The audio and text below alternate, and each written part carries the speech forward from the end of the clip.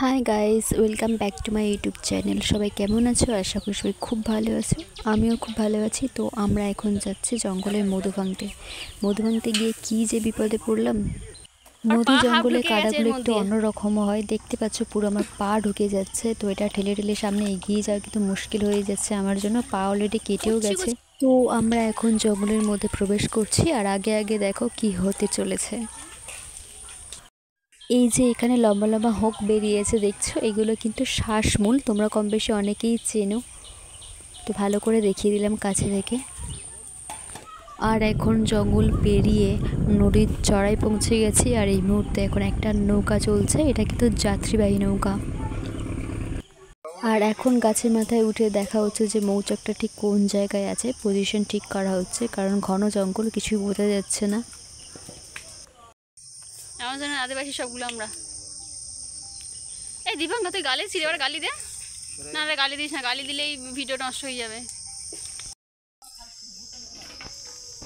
অনেক সময় পর মৌচাক খুঁজে পাওয়া গেছে, এখন এখান থেকে মধু সংগ্রহ করা হবে, তাই গাছের উপরে উঠছে।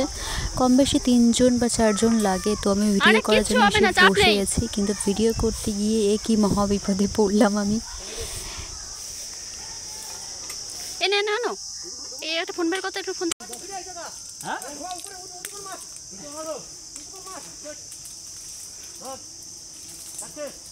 ইস, মধ্যে পড়ে যাচ্ছে সব।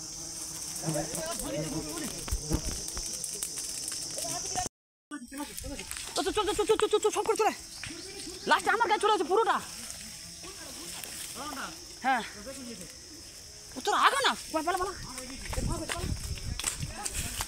ভাগ ভাগ ভাগ, আমার সাথে সাথে আসছে রে।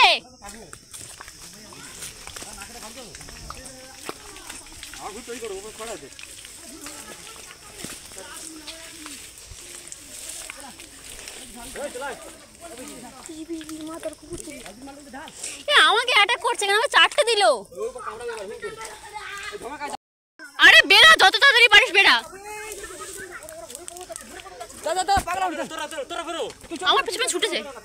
খড় আর গাছের লতা পাতা দিয়ে একটা ভুড় তৈরি করা হয়, যেই ভুড়টাতে আগুন লাগিয়ে মৌমাছিকে তাড়ানো হয়, আর তারপরে মধু সংগ্রহ করা হয়। কিন্তু ভুলবশত একটা ভুড় ভালো করে জ্বলেনি, যার জন্য ধোঁয়া হয়নি, আর অ্যাটাক করেছে সবাইকে, প্রায় অলমোস্ট সবাইকে। সবাই তো যায়নি, যেই কজন গিয়েছিল সবাইকে অ্যাটাক করেছে। আমাকে কিন্তু 4-4টে কামড়েছে।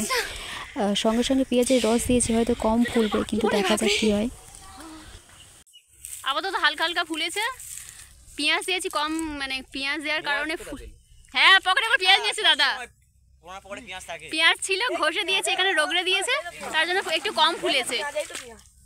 যে যার মতো দৌড়াদৌড়ি করে একদম পুরো রাস্তায় উঠে গেছি, বাট ভীষণ যন্ত্রণা করছে মুখটা।